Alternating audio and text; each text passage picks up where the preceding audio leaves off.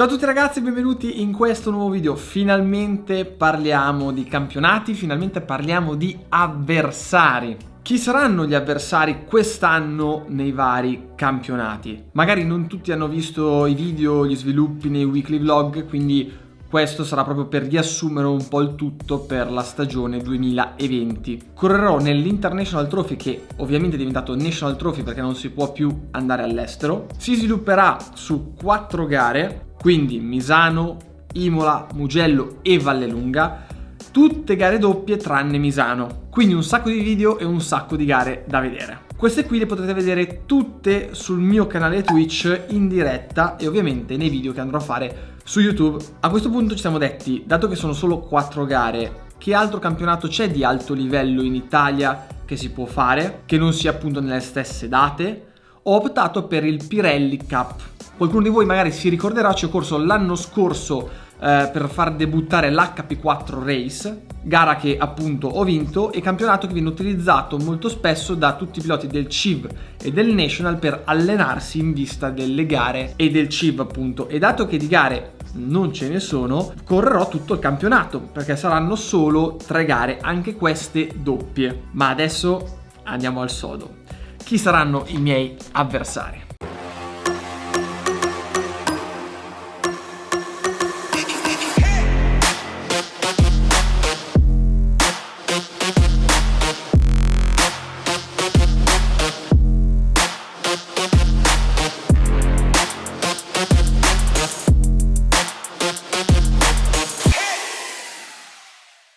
Entry list alla mano e scorriamo un po' a vedere quali insidie potrebbero nascondersi. Partendo dal National Trophy vedo subito un Alessio Velini, pilota molto forte, ha corso per molti anni sia nel campionato mondiale Superbike sia nel campionato mondiale Supersport e si è lottato un campionato italiano contro Michele Pirro, che molti di voi conoscono. Pilota molto forte col quale bisogna fare molta attenzione. Con il numero 11 Alessio Terziani, pilota anche lui giovane, molto forte, viene dal CIV, ha fatto dei bei risultati negli anni scorsi, anche lui potrebbe essere un po' una mina vagante. Ha alternato in questi anni dei momenti veramente di alto livello e altri un po' più con alti e bassi, però appunto anche qui sulla moto giusta chi ha talento può fare il salto di qualità e dare fastidio. E qui iniziamo ad andare sul pesante, su qualcuno che può proprio contendere il titolo,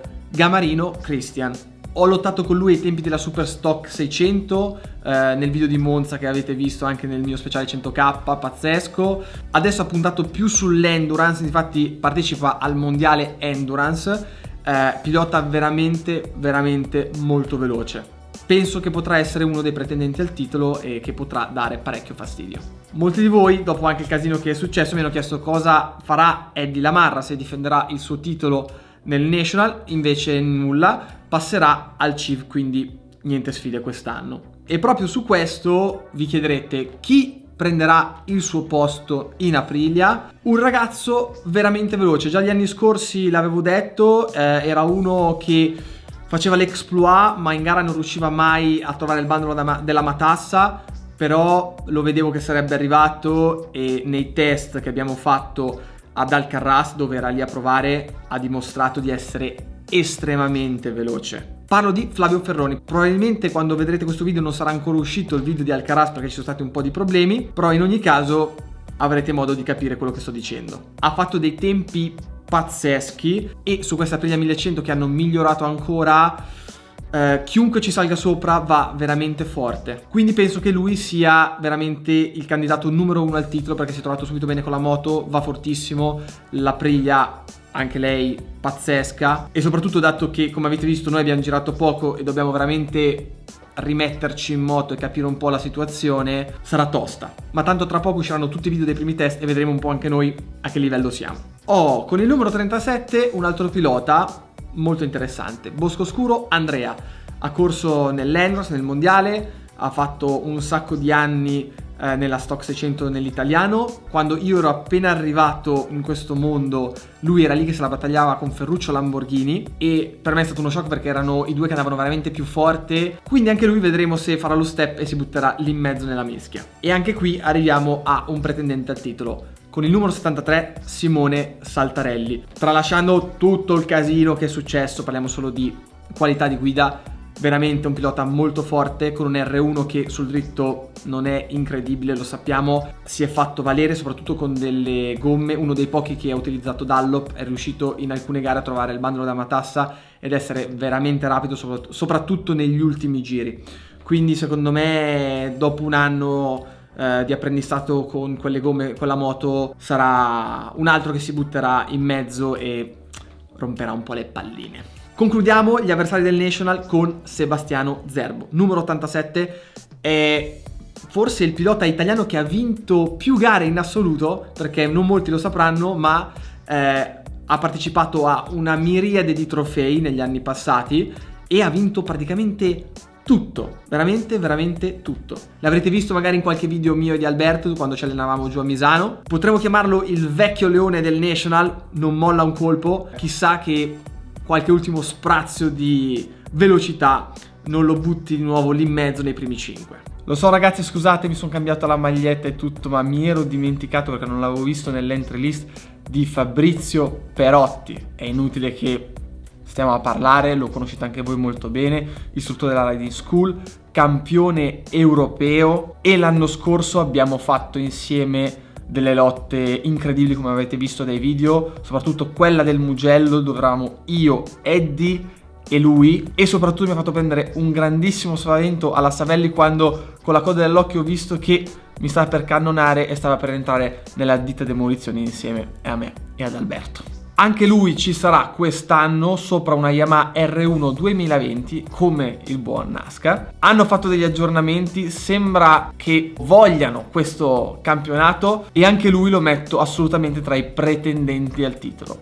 Cioè, potevi anche almeno tu andare, non so, alle Bahamas, far qualcosa, niente, anche Fabri in mezzo. Il team è quello di Fabietto Motozoo, quindi di sicuro non si può neanche dire che non abbia una bella moto. Gran pilota, gran team, saranno problemi. Un altro ragazzo da tenere assolutamente d'occhio secondo me è Francesco Cocco. Negli ultimi anni è stato veramente veloce, ma mai abbastanza per impensierire, diciamo, il podio. Ma al terzo anno di esperienza, soprattutto essendo anche molto giovane, secondo me sarà l'anno dove farà lo step per essere consistente anche in gara. Come vedete c'è veramente tanta gente che potrebbe puntare al titolo. E adesso Pirelli Cup. Un po' meno gente che potrebbe, diciamo, vincere il campionato, ma comunque livello molto molto alto. Quello che metto in cima alla lista, e secondo me ce la lotteremo per tutto il campionato, è Alex Bernardi. Lo avete visto in uno degli ultimi video di Alberto, dove gli dava una mano con le linee. Ha corso l'anno scorso con il team Barney,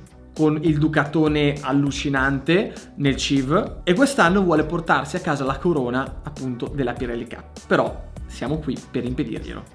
Ti voglio bene, Alex. Un altro ragazzo molto forte sulla Aprilia 1100, mamma mia, questa Aprilia ce l'ho proprio qua, ce l'ho, Dario La Trecchina.